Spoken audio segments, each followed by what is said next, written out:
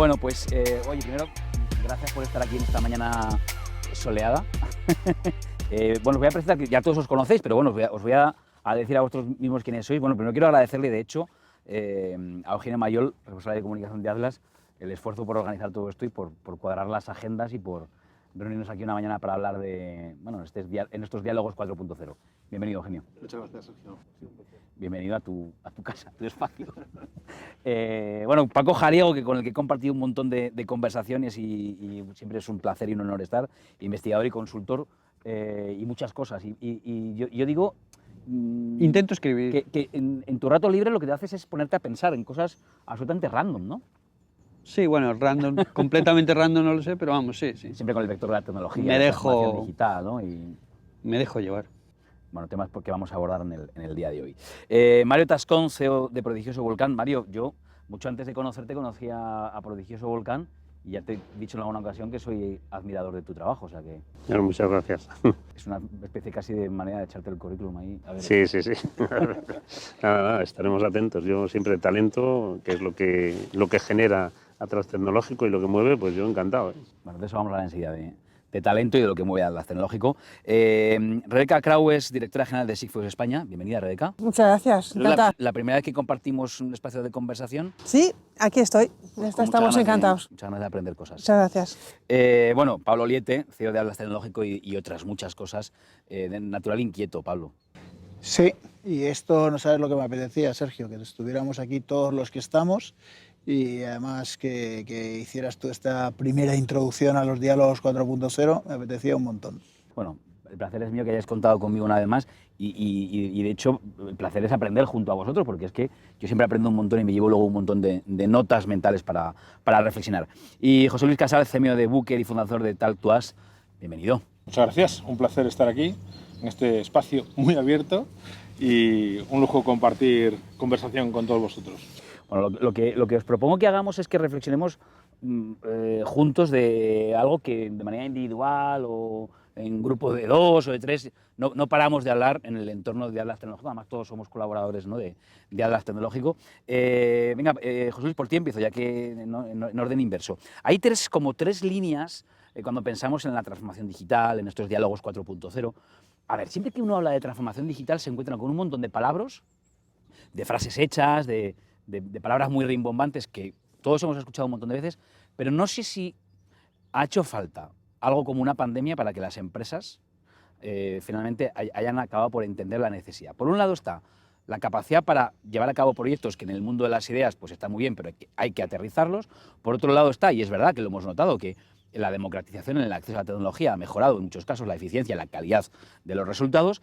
Y por otro lado hay algo que siempre hay una especie de tensión entre universidad, ya que estamos hoy aquí en el ámbito del IES, y la empresa, ¿no?, que es la dificultad para que ese conocimiento llegue a la empresa o que la empresa tenga el conocimiento universitario que realmente demanda. A partir de ahí, ¿tú qué crees que está pasando en el ecosistema? ¿Qué cambios estás notando? Hombre, básicamente la pandemia si ha hecho algo es acelerar algo que se demandaba, algo que se creía que tenía que ocurrir y se ha puesto todo patas arriba y han tenido que reaccionar todos los agentes implicados en esta transformación para ir hacia adelante. Y hay como más predisposición a colaborar y a escuchar lo que está pasando, porque hemos pasado de una fase inicial en la cual estábamos como un poco anestesiados y no sabíamos por dónde nos estaba viniendo el tortazo, a un momento de replantear y decir, vale, yo estoy aquí, este es mi escenario, ¿cómo puedo salir de aquí? ¿Cómo lo puedo reforzar?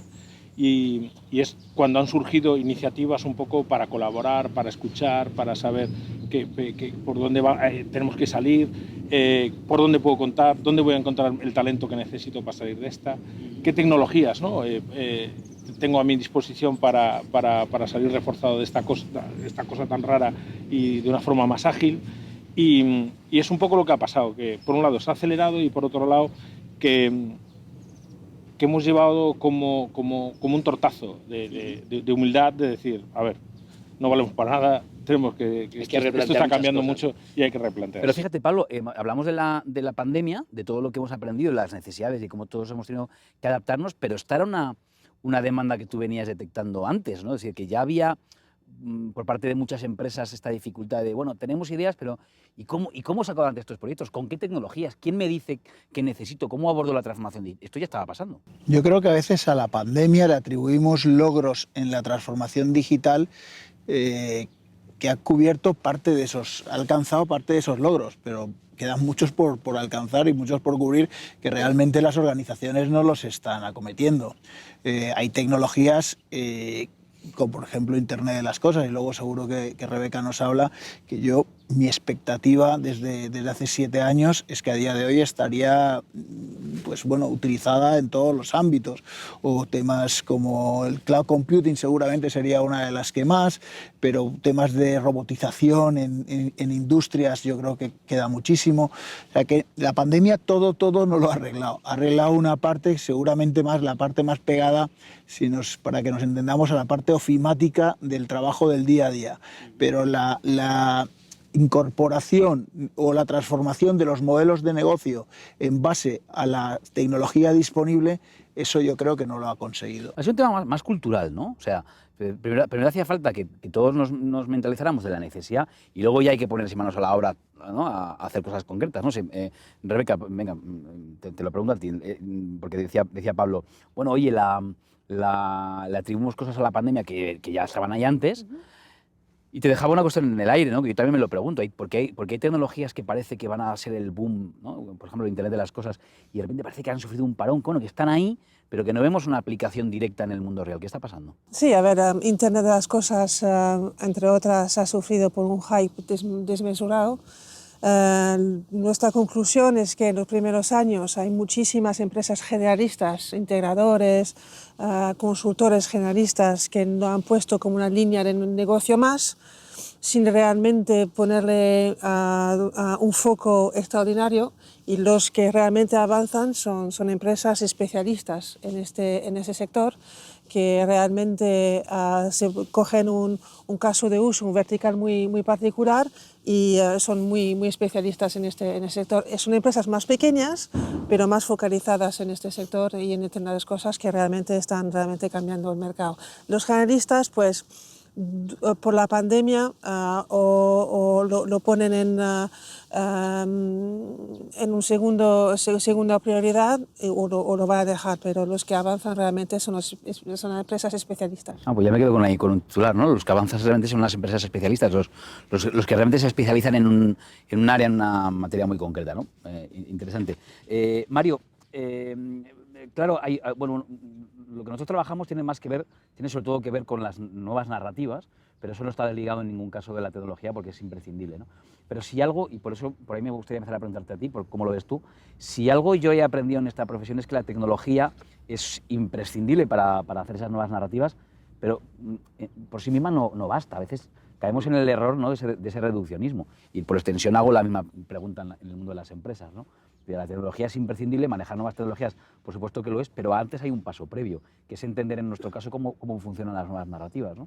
Sí, bueno, y cómo funciona también y qué cambios se está habiendo en las propias personas, en los propios individuos, en el manejo particular, en las habilidades que van incorporando o que no van incorporando, en los bloques de gente que tiene o no habilidades para vivir en este mundo que se va configurando nuevo a una velocidad mayor, menor, acelerada, como decía Pablo, o no. Entonces, yo creo que sí.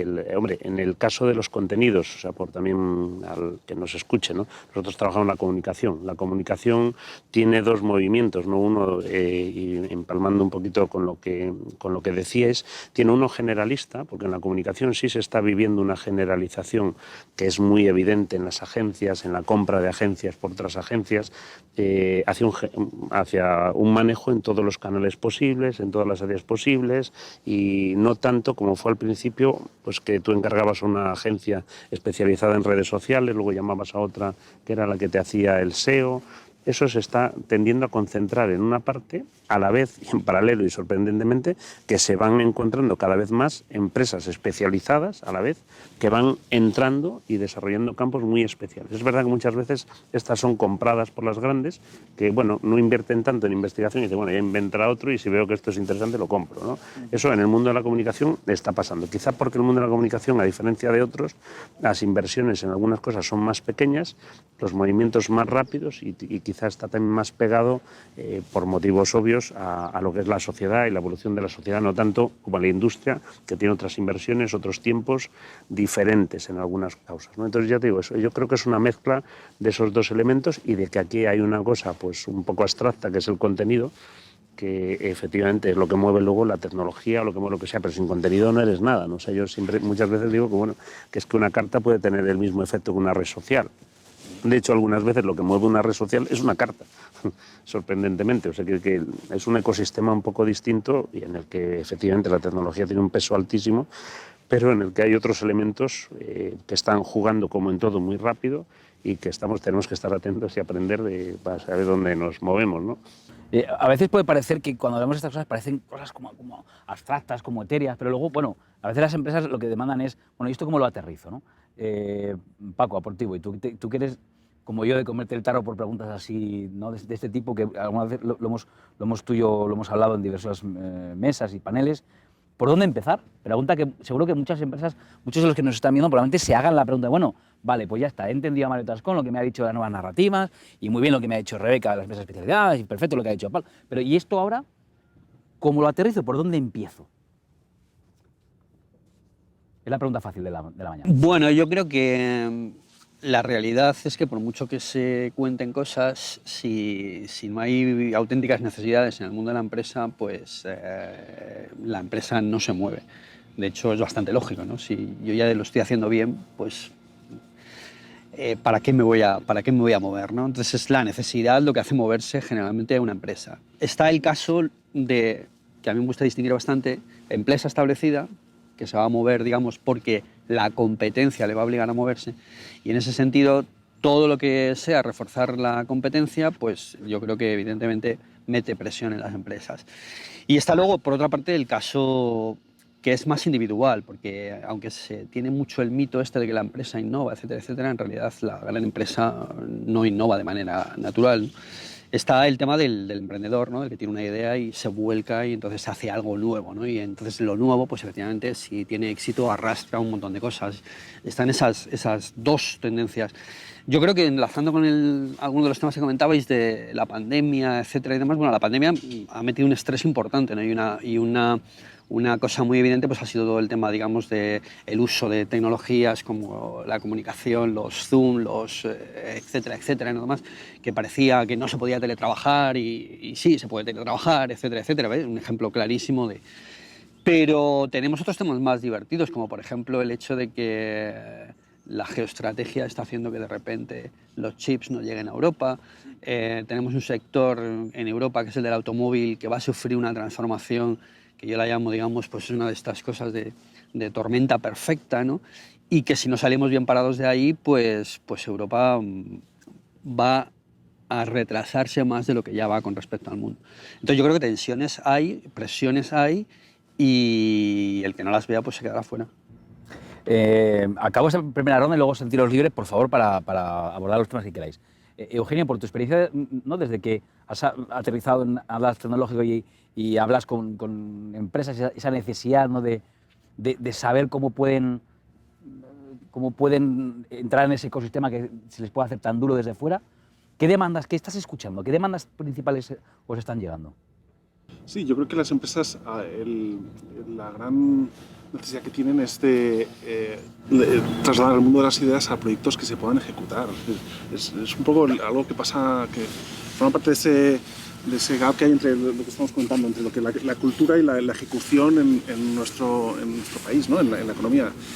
Parece que es complicado de trasladar el mundo de las ideas a proyectos que sean palpables, ¿no? Que sean reales. Entonces, en ese sentido, lo que estoy ofreciendo es la necesidad de encontrar buenos partners, de saber con quién puedo ejecutar, quién está dispuesto a planteárselo con la misma ambición que me lo quiero plantear yo, que no me quiera presentar un proyecto pues con unos checks que hay que cumplir y ya está, sino que tenga la disponibilidad a crear, que quiera hacerlo rápido, que tenga la misma urgencia que pueda tener yo. Yo creo que en ese punto hay mucha riqueza en el ecosistema español y lo que hay que conseguir es que conecte, ¿no? y que sea una suma positiva, ¿no? Uh-huh.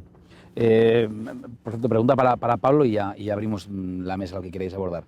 Claro, una de las cosas que a mí me entusiasma cuando conozco el proyecto de Atlas Tecnológico es esta idea de alguien que tiene una idea, la tiene muy clara, quiere hacerla rápido, tú le dices, bueno, pues como nosotros estamos haciendo un trabajo previo, incluso mucho antes de conocerte, podemos acelerar los procesos de 5 meses a 1 mes.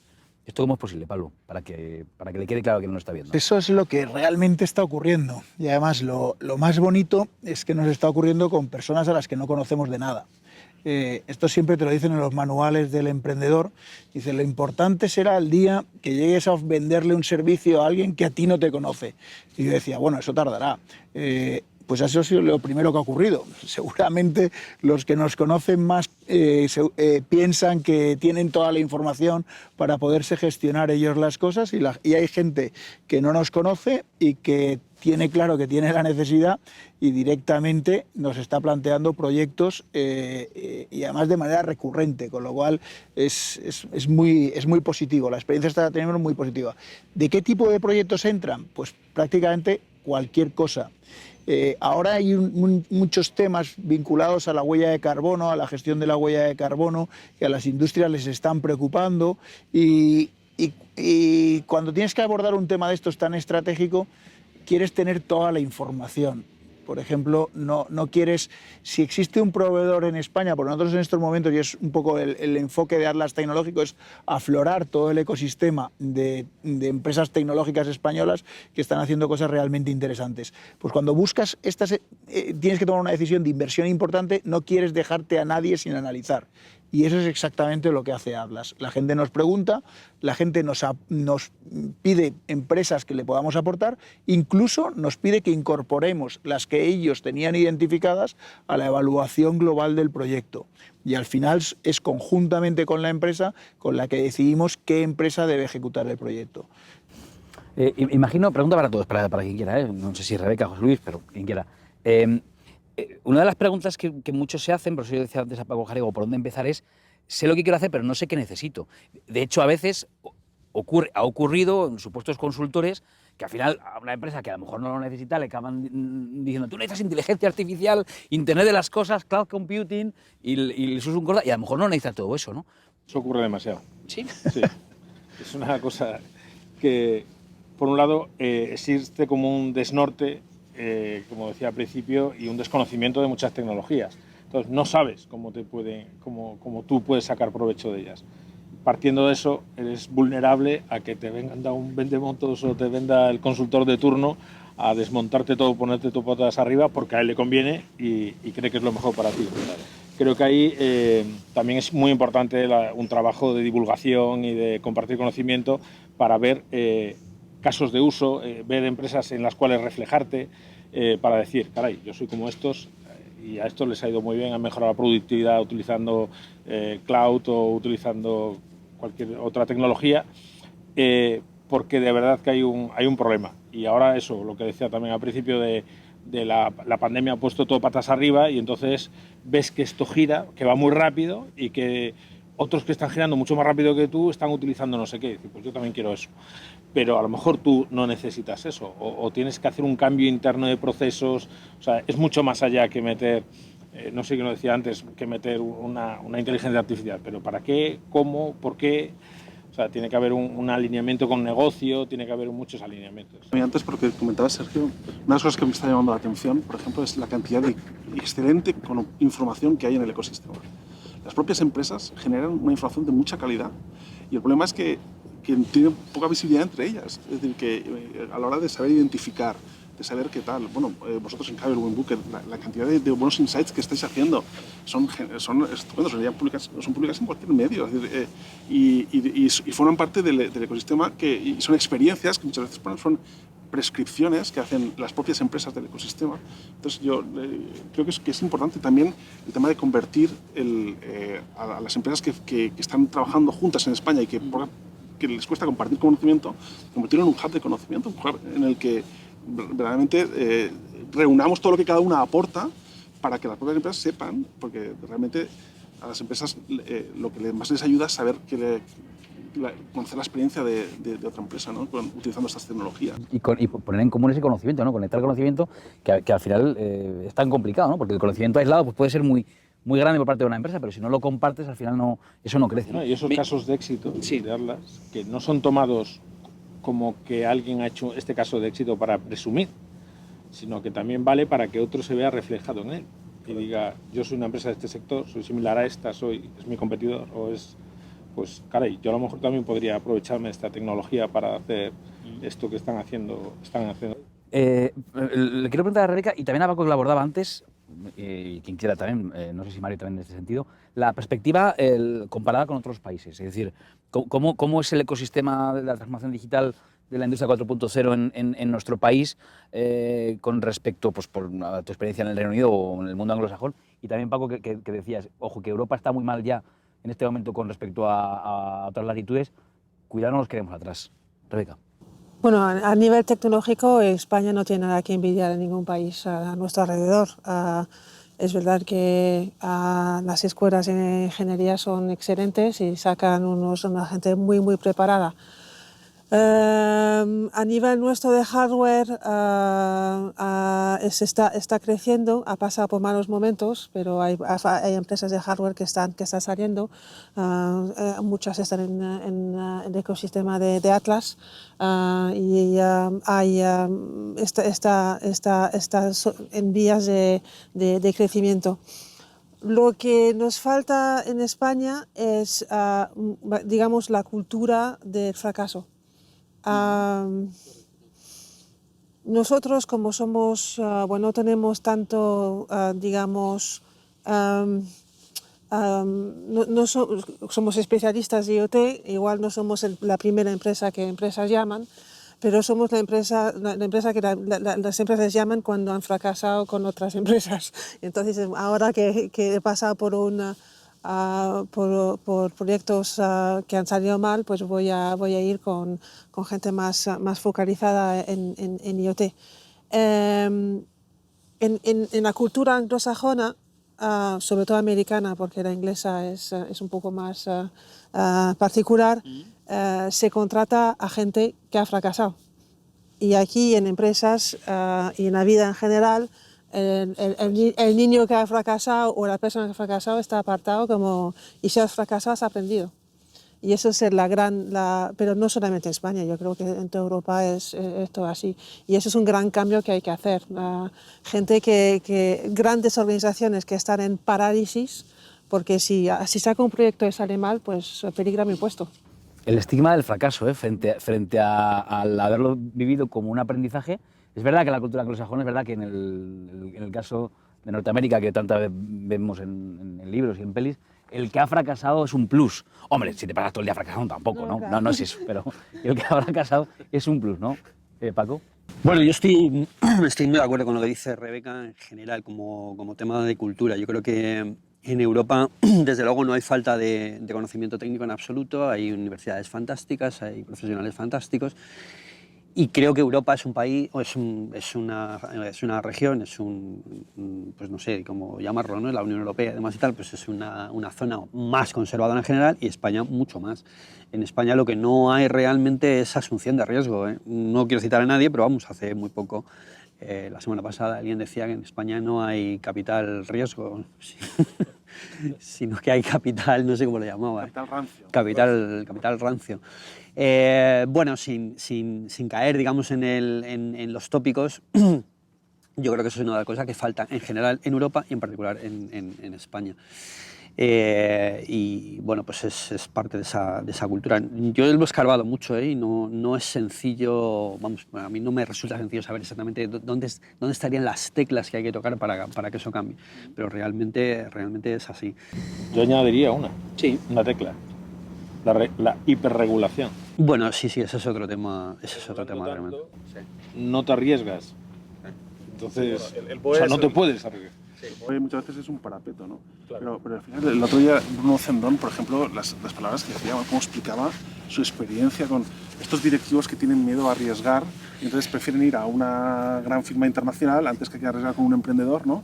Y él decía, y fijaos dónde estoy yo ahora dirigiendo un gran equipo en una gran corporación tecnológica y cuando en estos directivos, esta cultura de miedo al fracaso también desde la perspectiva no tanto del que del que tiene que emprender como el directivo que tiene que tomar una decisión y no se atreve a apostar por un emprendedor y prefiere ir a lo seguro porque, hombre, siempre es... no va a quedar mejor si fracasa la gran corporación, la gran consultora que si... dice, Ahí entra otro tema, que es otro tópico famoso, ¿no? Que es el de voy a contratar a una empresa llamada X porque si me doy un tortazo y me lo doy con X, pues no pasa nada, ¿no? Pero, y esto entra directamente con el tema Atlas, es más difícil arriesgarse, digamos, a trabajar pues, con una empresa nueva, con unos emprendedores nuevos, etcétera, etcétera. En el caso de Atlas hay un tema que es muy interesante, bueno, en el caso de Atlas, en el caso de la colaboración en general, cuando estamos hablando de este tipo de historias, que al final tienen que ver con el desarrollo, la innovación, el cliente que está buscando una solución pues tiene una dificultad importante, ¿no? Para identificar funcionará, no funcionará, etcétera, etcétera. Vale, eso no queda más remedio que remangarse, probar y asumir que puedes hacerlo mal, ¿no? Yo no soy defensor del fracaso, porque me parece que también está como muy mitificado, eso de fracasar y tal. Es que, o sea, depende de cómo se fracase, ¿no? Sí, y haciendo sí, qué cosas, claro. Sí, lo digo porque yo tenía un jefe del que aprendía mucho, que decía que del fracaso se aprende mucho, pero se aprende mucho más del éxito. Por eso digo que, O sea, tampoco hay que mitificarlo. Hay que tomarlo con ciertas distancias. Pero bueno, es cierto que si no estás dispuesto a pegarte un tortazo, pues como cuando aprendes cualquier cosa, pues... Pero para el otro lado, para el lado del proveedor, vamos a llamarlo así, es que encontrar buenos clientes es fundamental. Porque yo, si estoy en realidad metido en el desarrollo de una tecnología nueva, etcétera, la única forma en que mi producto va a mejorar, la única forma en que voy a ir más lejos es teniendo proyectos realmente interesantes, ¿vale? Y eso es una cosa que efectivamente hace, en este caso, la gran empresa, la que tiene clientes, etcétera, etcétera. Entonces, bueno, ese círculo virtuoso es fundamental. En Atlas hablamos siempre del beneficio que genera para la empresa que busca el proveedor el acortar los plazos, pero los más agradecidos no son los partners tecnológicos, los proveedores, porque está diciendo, es que a mí me estás acortando una experiencia que puedo estar 6 meses dando vueltas con una oportunidad para que realmente en 3 semanas saber si he ganado o no he ganado la oportunidad. Si la he ganado, fantástico, o sea, miel sobre hojuelas, pero si no la he ganado, también bien. Dice, porque me dedico a otra, pero no estoy invirtiendo 6 meses. La cantidad de oportunidades distintas que puedo llevar a barajar gracias a vosotros es mucho más grande que la que podría hacer con mi red de comerciales. Decía yo que, quería decir que llevamos un rato sobrevolando sobre un concepto que no sé si ha salido, pero estamos hablando de ello, que es el cambio en el modelo productivo.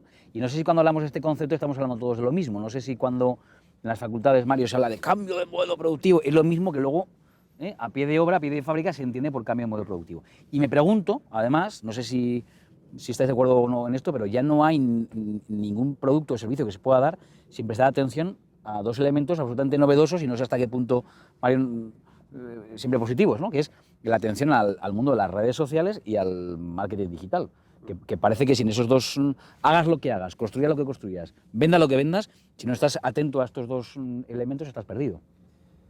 Bueno, hay parte de razón, ¿no? O sea, yo creo que...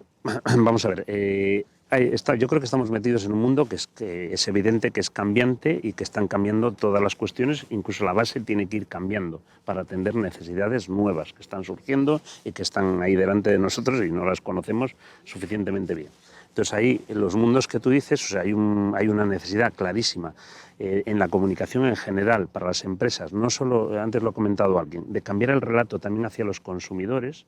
Tú tienes que cambiar el relato, o sea, no les vas a vender lo mismo que les vendías hace 10 años. Eso es un cambio de relato, eso es un cambio de comunicación, no solo interno, no solo en los ecosistemas, no solo entre nosotros, que bueno, ahí también va cambiando, también hacia afuera, ¿no? Ahí sí que tienen un papel muy importante las redes sociales, con también un problema, que es en las redes sociales en concreto, para lo que pueden servirle a las empresas, a los políticos, a las personas, en el campo prospectivo y demás, pues las redes sociales no son tan fiables como alguna gente las vende, que eso es otro problema muy interesante. Por ejemplo, llegamos en periodos electorales y hay quien hace un análisis de las redes sociales y hace una prospección y dice, pues según lo que yo veo en las redes sociales va a ganar no sé quién, se olvida de una cosa importante, que es el sesgo del que parte. Efectivamente, se olvida de que hay algunas cosas antiguas, como es la sociometría, y que existen todavía y que funcionan incluso en las redes sociales. Entonces, como eso nos olvidamos, y ahora una ficha técnica hemos bajado 2.800.000 tweets, y tú dices, oye, ficha técnica, no es esto, ¿no? Pero bueno, oye, eso se publica, se saca, incluso luego vienen todas las consultoras y dicen, es que según un estudio de no sé quién, y ya ahí empezamos a liarla, ¿no? Por ejemplo, o sea, digo también por poner alguna salvedad dentro de que efectivamente hay elementos en las redes sociales que agitan la sociedad, que son porque en las redes sociales es una parte nueva de un ecosistema mediático que ya existía, en el que han entrado elementos y actores nuevos, más o menos potencia, depende de los días y los momentos, ¿no? Pero bueno, yo creo que eso sí que es verdad que es importante para las empresas, porque en las redes sociales tienen algunos instrumentos, yo creo que más de comunicación que de análisis a día de hoy, con todas las salvedades, y que en muchos casos puede ser perfectamente. Y obviamente si analizamos redes sociales, pues ese es el mercado y ese es el universo, ¿no?, que hay que atacar. Pero yo eso, ya te digo, creo que son importantes, pero de nuevo falta el conocimiento de cómo funciona esto. Tú ahora vas a las escuelas de negocios, a las universidades, y entonces, hombre, los profesores, para que no los despidan, se han ido incorporando algunos conocimientos de estos, unos más, otros menos, y los van poniendo, para que tú tengas una serie de check-ins que ya no solo es el tópico de la empresa que te salvaba porque te daba y los iban a echar a ellos en todo caso y no a ti, que habías elegido al mejor, pues pasa lo mismo en las escuelas y en las universidades que me citas. O sea, los profesores han aprendido un tran-tran, algunos, por supuesto alguna excepción, que los alumnos luego salen y dicen, oye, yo para triunfar en esto de la comunicación tengo redes sociales. Sí, no miras ni cómo son, ni cómo funcionan. Check puesto, fenomenal, nadie me va a despedir. Es más, cuando me llame mi jefe, ¿qué tal vamos? Tal, fenomenal. Y como mi jefe no tiene ni idea, yo le saco el check-in, que además me lo validó, porque es que yo vengo de un máster de la Escuela de Negocios no sé qué, o tal. O sea, ahí tenemos otro problema, también, perdón, porque sé que rodeo tópicos que, por no decir muchas veces nombres, se convierten en tópicos, pero es que son reales. Como los que ha dicho Paco. O sea, me estaba acordando de un caso hace muchos años que a mí me lo dijo una consultora, lo aprendí muy pronto, eso sí, tenía 20 y tantos años y me lo dijo una consultora y dice, Mario, no te preocupes. Dice, yo no os voy a recomendar software libre ni de lejos, dice, y vais a hacer publicaciones, atentos para los que sean más mayores, con Lotus Notes, que yo me quedé mirando y le digo, pero chica, tú nos estás engañando. Dice, ya, pero me pagan mucho dinero, dice, y yo os voy a proteger, dice, no os va a decir nadie nada porque yo os voy a recomendar Lotus Notes. Y yo decía, pero esta señora está loca. Y era una consultora de primer nivel. Entonces, bueno, tópicos van y vamos, además lo trasladamos al año 2021, algo hay. Y este será otro, pero es verdad. Entonces, bueno, todo esto simplemente, pues bueno, pues en esta evolución, pues yo creo que hay que ser más conscientes, tener más responsabilidad. Es verdad que las empresas, cuando se hacen grandes, los directivos muchas veces trabajan para ellos, no trabajan para la empresa, y eso es otro problema, también será un tópico, pero es una realidad. Por eso muchas veces es distinto el emprendedor o el empresario también que el consultor o el directivo. O sea, muchas veces también, ojo con eso, que cuando está el dueño, por decir también de nuevo, volver un poco a lo antiguo, las cosas incluso funcionan un poco distinto, incluso porque, claro, normalmente, y lo ves también en las empresas grandes. En las empresas grandes muchas veces la cúpula, que son los viejos que la montaron, son los más avanzados, pero de repente han creado una capa de seguridad que les ayuda en muchos casos, evidentemente en el crecimiento, pero que ya no les hace avanzar, porque no tienen ese arranque que tenían estas personas. Eso se ve en muchos casos, ¿no? Hablas con el jefe, que todo el mundo dice, no le digas eso, no le digas que se molesta, y tú de repente hablas con él, se lo dices y es el tío más lanzado de toda la compañía. Y tiene el tío 70 y tantos años, o la tía, y de repente dices, coño, pero ¿por qué no se lo decís, no? Por incidir ahí un poco más en ese tema, un tema, por ejemplo, en el que España destaca por lo malo y en Europa también ocurre bastante, y tiene que ver con lo que decía al principio, con la falta de competencia. Es decir, aquí hay muchas empresas que creen que tienen que mantenerse y que el Estado piensa que tiene que ayudarlas a mantenerse, y no es así. Lo que tienen que hacer es fracasar. Realmente las empresas tienen que morir para que surjan otras, y eso tiene que ver con el cambio de modelo productivo. Porque claro, cambio de modelo productivo no significa que lo que ya estoy haciendo mal, lo hago mal tuiteando, que es lo que hacen muchas empresas. No, ahora yo tuiteo y sigo haciéndolo mal, pero tuiteo. No, el modelo productivo sigue siendo el mismo, puede ser incluso más ridículo porque lo estás tuiteando. El cambio de modelo productivo es a qué nos dedicamos, qué hacemos, qué producimos, etcétera, etcétera. En este país y en Europa se lleva mucho tiempo diciendo hay que reforzar, digamos, la componente industrial de nuestra economía, ¿no? Tenemos que pasar al llegar al 12%, al 13%, al 14%, y la economía industrial va al 9%, al 8%, al 7%. ¿Por qué? Porque fabrica China, porque fabrican otros, ¿vale? Entonces, cambio de modelo productivo es ¿qué hago? ¿Qué va a ser lo que tiene influencia? Porque se utiliza en el mundo, etcétera, en mi país. Y eso es un tema muy macro que creo que merece mucho la pena mirar con mucha calma y donde, desde luego, la industria es un elemento esencial. Los nuevos entrantes, yo cuando empezamos en el 2013-2014 con los temas de Industria 4.0, siempre pensé que la gran oportunidad de la Industria 4.0 era para las empresas de nueva creación que iban a competir con los grandes players de la industria. De hecho, los que más se lo creían eran los grandes actores de la industria, que eran los que tenían miedo a que aparecieran estos nuevos actores, ¿no? Luego la realidad ha sido que esto cuesta más de lo que parece, porque las oportunidades a los nuevos actores pues no son tantas, ¿no? Y el tiempo hasta que el nuevo actor coge cierto volumen y cierta capacidad para poder competir con un grande, pues es mayor que el que pensamos. Pero ya empezamos a ver que eso empieza a cambiar, y ahí sí que se van a producir cambios de actores en más tiempo del que pensábamos, pero se están produciendo. Nosotros tenemos en el ecosistema muchas empresas que nacieron hace 7 años, que esas empresas hoy son actores importantes, como decía Rebeca antes, del ecosistema tecnológico europeo. O sea, esas empresas, ahora habrá que dar un salto, porque esas empresas lo han hecho bastante bien en España y ahora tienen que dar el salto a salir fuera de España, pero esto sí que yo creo que se está haciendo bien. Me está acordando, Pablo, de una historia que tiene que ver con los cambios en el modelo productivo, que yo entendí muy bien. Un día nos lo explicó Xavier Marcet en un evento que habías organizado tú. Xavier Marcet, algún día tenemos que invitarlo y hablar con él porque es fantástico. Y él pone un ejemplo además en primera persona. Él hablaba de sí mismo, del caso de su padre, de una empresa textil que había tenido un enorme éxito en Alcoy, Alicante. Y me lo ha recordado Paco Jaribal decir, bueno, ¿cuándo una empresa quiere cambiar? Cuando le empieza a ir mal. Claro, la clave está en darte cuenta de que tienes que cambiar antes de que te vaya mal. Él pone el ejemplo. Claro, mi padre ha tenido éxito haciendo textil de calidad, o sea, con valores de durabilidad y calidad.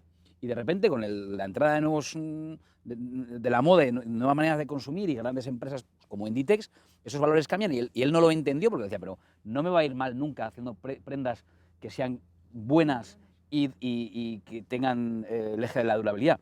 Bueno, pues se equivocó y murió con su empresa porque no entendió que eso había cambiado. A veces es muy difícil darte cuenta de que lo que te ha llevado hasta el éxito no es lo que te va a mantener en él. Y eso sería entender el cambio productivo, ¿no, Paco? Sí, absolutamente. Es que fijaros ahora, por ejemplo, un tema que me parece apasionante, está todo el día, lo citaba al principio, es el sector del automóvil. Yo no tengo ni idea del sector del automóvil, o sea, que yo soy completamente ajeno. Me declaro como una persona de esas condenadas a la extinción que le gusta conducir. Tenías que haber hecho así.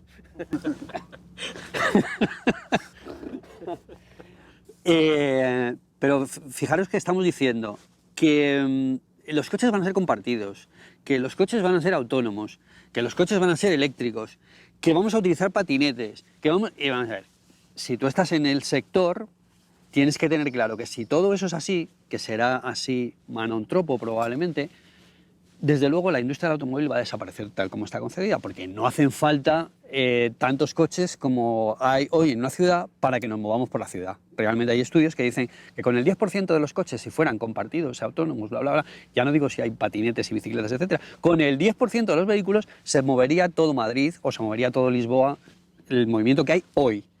Si tú estás en la industria del automóvil, sabes que vas a desaparecer. Ergo, te tienes que inventar algo o tienes que ver cómo vas a jugar a eso, porque probablemente el tema es que, claro, eso no va a ocurrir en 5 años, va a ocurrir en 10 o va a ocurrir en 15. Y cómo pilotas eso es un tema complicado, pero eso es el cambio de modelo productivo y eso es en lo que estamos metidos. Pero además, si empiezas... Y luego Vale, que si tienes la antena puesta, esa transición puedes convertirte en un player destacado cuando cambie eso. Pero si estás esperando... Pero no es fácil, ¿eh? No es fácil, ¿eh? Tienes la antena puesta y detectas el cambio, que no es... No. Y aparte que estás recibiendo inputs todos los días de lo que se está cociendo, con lo cual utiliza la información para algo, ¿no? Y yo, por ejemplo, siempre hacía la anécdota con unos alumnos míos con el tema de Ralph Lauren, como marca aspiracional, que teníamos una generación de, pues eso, de cuando tal, los polos, las camisas, no sé qué, Ralph Lauren, cuestan una pasta y tal. Los chavales ahora no quieren eso. Quieren comprarse camisetas todos los días de €1 en Primark, en tal, entro, salgo, tal. No me complico la vida, me da igual el caballito, el tal. Yo me imagino todos los días a Ralph Lauren por las mañanas despertándose. ¿Sigo vivo? Sí, vale, pues seguimos, hasta mañana. y no preocuparse en cambiar el modelo o adaptarse a eso, porque aspiran a un mercado muy, muy premium por un lado y en el resto de países en formato outlet. A ver si alguien pica. Entonces, es perder identidad de marca. A mí es de los que me apasionan, ¿no? Y de los que cuento en esas clases de máster que Pablo ha montado, que es, tú tienes que tener la antena puesta y entender la jugada, ¿vale? Esto a veces no es tan fácil, porque las señales no son suficientemente evidentes en el primer momento. Pero en general, si eres una empresa pues, que estás en el sector, tienes gente lista, etcétera, cosa que suele ocurrir en la mayor parte de las empresas que tienen algo que decir, te vas a enterar. O sea, por ejemplo, las empresas del automóvil en Europa saben que van a desaparecer, así como agregado, de alguna manera. Ahora, la cuestión es, vale, ¿y cómo cambio yo? ¿Cómo hago yo el pilotaje para hacer eso? ¿Vale? Es una cuestión de tiempo y es una cuestión de entender. Yo recuerdo cuando yo trabajaba en una vida pasada en una empresa que se dedicaba a las comunicaciones. Estoy hablando de tiempos muy remotos donde las empresas que proporcionaban servicios de comunicaciones cobraban por las llamadas. Era una cosa como del siglo XX o algo así, ¿no? Que lo inventó alguien en ese momento. Y esa empresa, pues a principios de este siglo XXI, vio aparecer a Google y vio aparecer a toda una serie de actores. Y entonces esa empresa se reunía a los directivos y decían, oye, ¿y si a estos tipos de Google se les ocurriera dar las llamadas gratis? ¿Qué íbamos a hacer nosotros? ¿Vale? La jugada estaba ahí, pero ¿cómo luchas cuando lo que te ataca es tu modelo de negocio? ¿Y qué permite la tecnología? Abordar nuevas formas de hacer negocios con nuevos productos que funcionan de otra manera. Los SMS eran un negocio tremendo en 2002, 2003. WhatsApp se lo comió. ¿Por qué? Porque era gratis. Tenía dos palabras, Eugenio, Rebeca, y ya abordamos, si os parece, el capítulo de conclusiones. Oye, fíjate que esa empresa de comunicaciones o alguna potente en España podía haber entrado en el nacimiento de Google y haber invertido igual que en el de WhatsApp O podía haber comprado WhatsApp. Podía haberlo comprado. Es decir, que el conocimiento, el nuevo modelo productivo en realidad es gestionar saber hacer negocio con el conocimiento, ¿no? Que eso ha pasado siempre. Lo que pasa es que ahora el conocimiento circula a una velocidad y en tantas direcciones como no ha existido nunca. Es la gran diferencia. A mí me impactó mucho cuando un directivo de Mastercard me dijo, nosotros somos, me lo dijo hace unos años, no sé si sigue siendo así, pero somos la empresa del mundo que más patentes de blockchain tenemos. Pero no lo utilizamos en realidad, o sea, porque nuestra tecnología es mejor. Blockchain va más lento, un pelín más lento. Nosotros un pelín más de latencia, con lo cual la nuestra sigue siendo más competitiva. Pero estamos ahí, porque en un momento dado puede ser que sea una tecnología que pueda ser sustitutiva, ¿no? Esto entraría un poco en esta gestión del conocimiento por parte de las empresas, por parte de la administración a la hora de regular y por parte de los inversores. Eso es lo que hace que el modelo productivo cambie, ¿no? Al final los inversores tienen que ser capaces también de atreverse a haber invertido en Google. Nosotros teníamos empresas muy potentes que podían haber estado en el nacimiento de cualquiera de las grandes tecnológicas, ¿no? Pero no teníamos las herramientas, no habían diseñado las herramientas y estaban en disposición, estaban acomodadas en una zona de confort. Y yo creo que el nuevo modelo productivo al final es un modelo basado en el conocimiento, pero entendiendo que el conocimiento hoy en día circula a una velocidad como nunca antes, ¿no? Pero hay que estar igual. Tiene que ser compartido. Rebeca. Yo me reúno muchísimas veces con empresas ahí para explicar IoT y muchas veces salgo de ahí diciendo estamos haciendo, no nosotros, pero en general la gente de innovación algo mal. Nos reunimos con los ingenieros de la empresa, que son gente que debe ser que la junta directiva o la gente de negocio dice yo no entiendo nada, encárgate tú, pero realmente hay un vacío entre conocer la necesidad de la empresa y la parte tecnológica. Hablando del mayor despliegue de IoT en España, realmente la persona que lo llevó dijo, si queréis hundir la empresa, meterla en manos de ingenieros. O sea, los ingenieros tienen que hablar con marketing, tienen que hablar con... Es maravillosos, pero hay una colaboración que tiene que nacer y pasa muy pocas veces, muy pocas veces. Y entonces eso, un proyecto como Atlas, pues está fenómeno para que gente que no son tan tecnólogas puedan entender exactamente de qué les puede aportar cosas. Bueno, decía yo que abordábamos capítulo de conclusiones. Antes de pediros a todos una frase final, quiero jugar. Empiezo por ti, Rebeca. Y a ti también te preguntaré luego por el vector de la igualdad. Porque cuesta tanto que las mujeres en este sector de la tecnología estén más presentes. ¿Qué hacemos mal? Porque es una labor de todos. Pero antes de eso, a ver quién se atreve. Empiezo por Rebeca. Que antes hablábamos de tecnologías que parecía que van a ser la bomba y luego, pasado el tiempo, no lo han sido tanto o no al nivel que esperábamos. ¿Qué 3 tecnologías nos dirías que hay que estar pendientes de ellas porque van a explotar en los próximos 5 años? Inteligencia artificial, está claro. Esto está muy vinculado con, obviamente voy a decir IoT, porque realmente hay despliegues masivos que se están preparando y sobre todo ahora el tema muy pendiente es la ciberseguridad. Ciberseguridad, inteligencia artificial. IoT. José Luis. Yo siempre tengo la IA como arriba porque se alimenta luego con otras tecnologías, con lo cual esa la salvo. Y metería realidad aumentada y mixta, con toda la parte de visión artificial y un montón de potencial que tiene, un enorme potencial. IoT, estoy convencido. Y luego sí que valoraría mucho como posible potencial la parte de fabricación aditiva, impresión 3D, con también un potencial enorme. Que son esas tecnologías que hemos visto muchas veces en el pasado, decir, no, porque la impresión 3D, la fabricación aditiva va a ser la... Y está ahí, pero no acaba, ¿no? Como de... A nivel industrial ya empieza a abrirse paso y creo que tiene un recorrido que en los próximos 5 años oiremos mucho hablar de ello. ¿Quién más se quiere agregar? Paco. Bueno, yo creo que, a ver, se han comentado unas cuantas y son fundamentales. Una de las cosas, a mí no me gusta mucho el tema de Industria 4.0 y todo este tipo de... Pero una de las cosas que hay detrás de la Industria 4.0 es que no es solo una tecnología, son un conjunto de tecnologías. Yo, si tuviera que elegir así, diría que en el tema más industria, robótica más IA, va a ser a medio y largo plazo es el driver, ¿vale?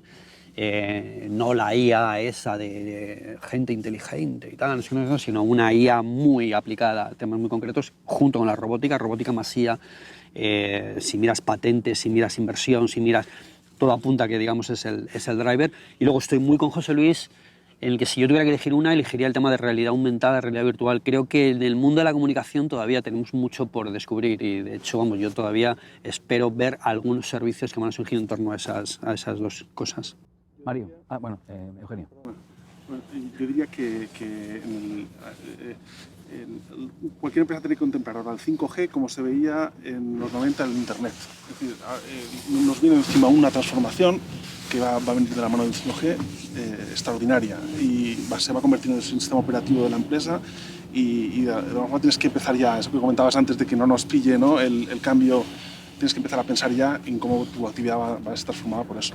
Luego yo citaría también el tema de las baterías, la electrificación. Yo creo que va a ser muy importante porque nos viene dada, porque hay un pacto verde europeo que nos obliga a eso y tienes que saber cómo ser rentable entendiendo que muchas actividades las vas a tener que electrificar. Y luego la automatización. Yo creo que eso. Mario.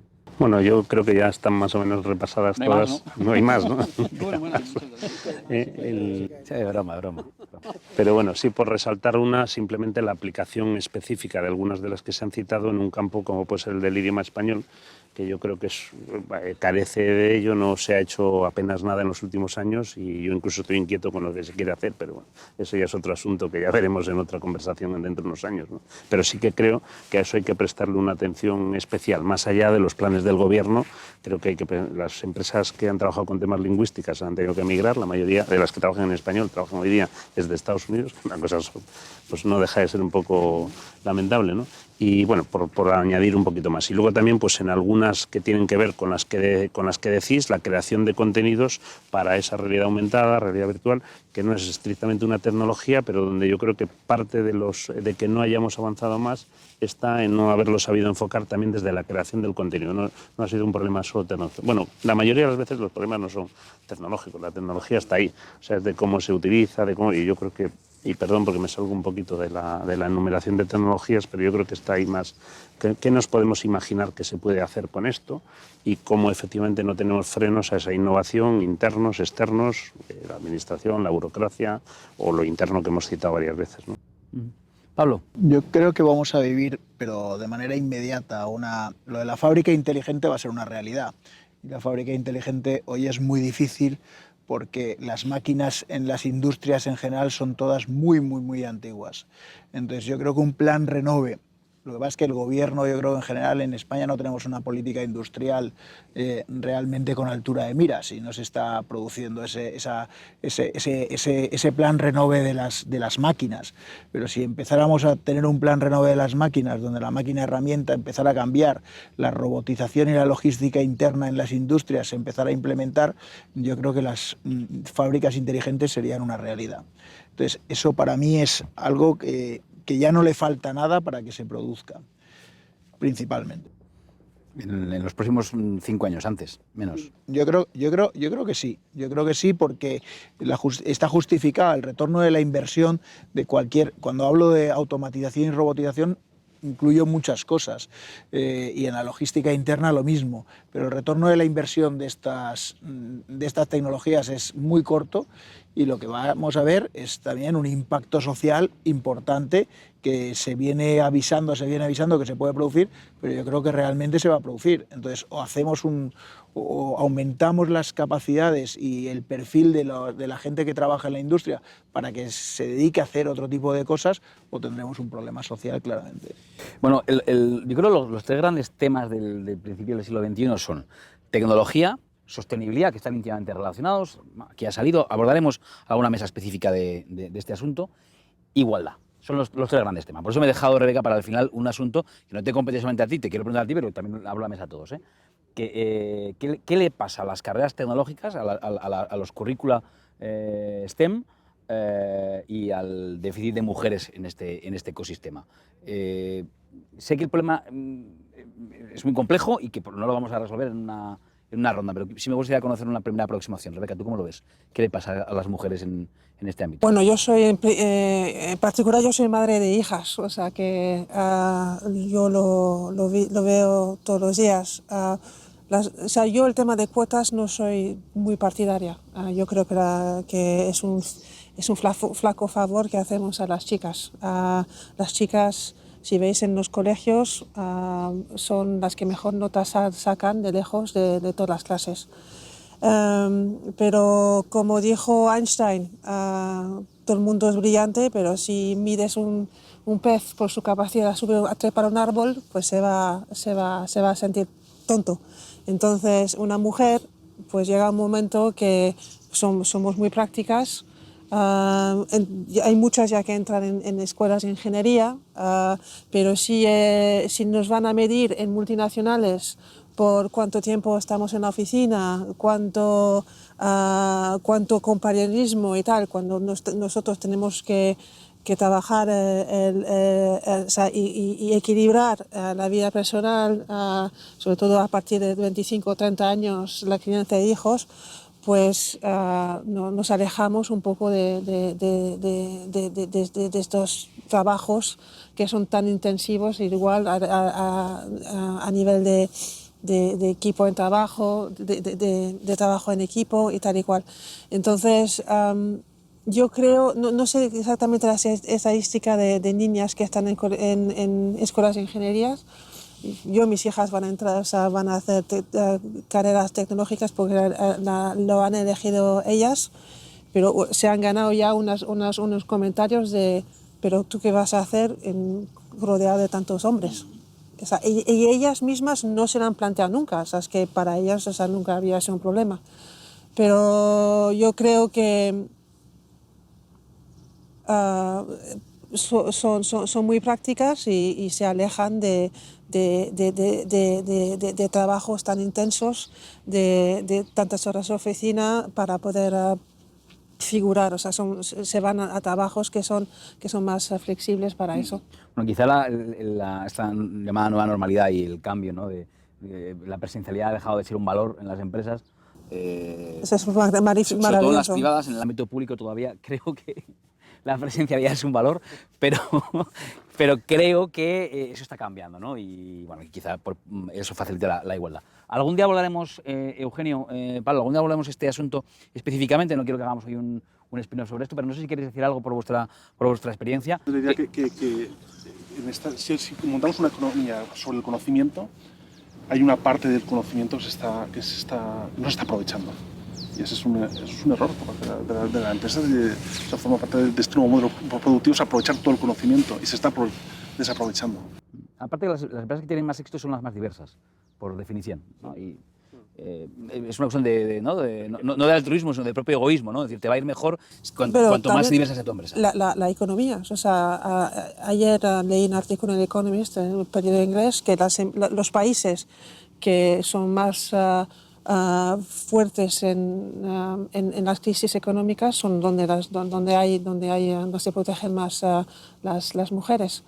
Pero se está haciendo cosas y realmente el tema de cuotas para mí no es un favor. O sea, lo que hay que hacer es ayudar a ver lo que aporta las mujeres es un punto de vista distinto, son cualidades distintas y apoyarlo.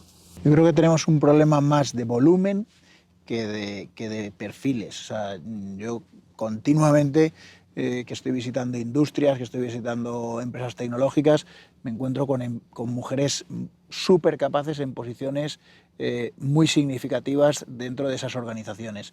El problema es que faltan más, o sea, tendría que haber muchísimas más en todas las organizaciones.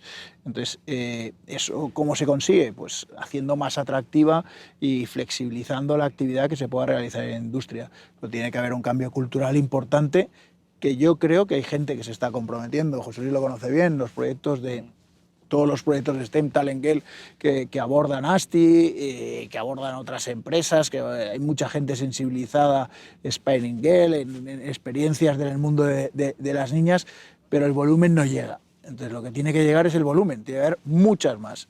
Y entonces eso es cuando notaremos el cambio. Capítulo de conclusiones, os pido una última idea, titular, reflexión, lo que queráis, que quepa en menos de 30 segundos. Hacer lo que queráis con esos 30 segundos. Empiezo por Eugenio, venga. Bueno, pues nada, y aparte de agradeceros a todos, que casi limitaría mi intervención a agradeceros a ese agradecimiento, pero bueno, yo pondría en valor la idea de colaboración, que pensemos en que hay muchas empresas que tienen las mismas necesidades que nosotros, que tienen la misma visión que nosotros, colaboración con visión ambiciosa, con ganas de hacer cosas grandes, ¿no? Pero en colaboración siempre va a ser más fácil. Paco. Bueno, yo voy a enfatizar la imaginación y creo que en este país nos hace falta mucha imaginación. Yo tengo una cruzada personal en los últimos años, que es reivindicar o vindicar la ciencia ficción como algo que te separa de tu realidad y te hace pensar que puede haber mundos diferentes, otras formas de hacer las cosas, etcétera, etcétera.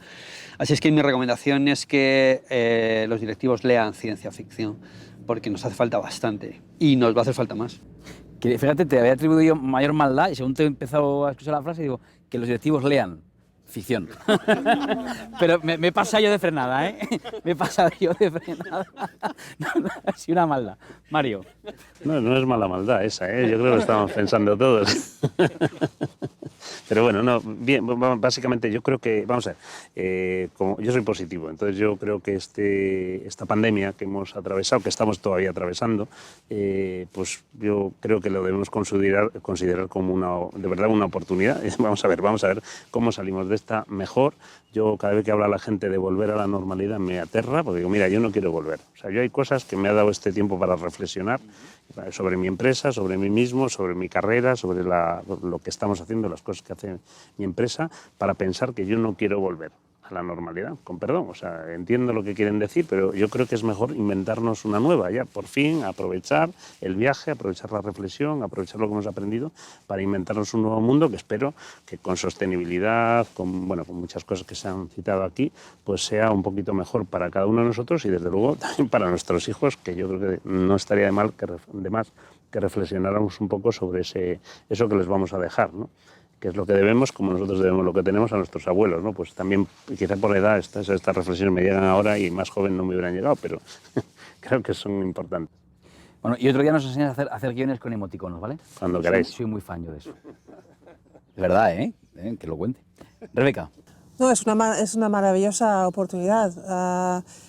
El modelo de antes estaba basado en poca innovación, en sacar resultados muy buenos por quarter y apretar muchísimo los modelos económicos, y tenemos una maravillosa oportunidad de cambiar un poco la prioridad. O sea, me llama la atención, bueno, porque soy inglesa, la falta de conductores de camiones en Inglaterra, y es que nadie quiere hacerlo.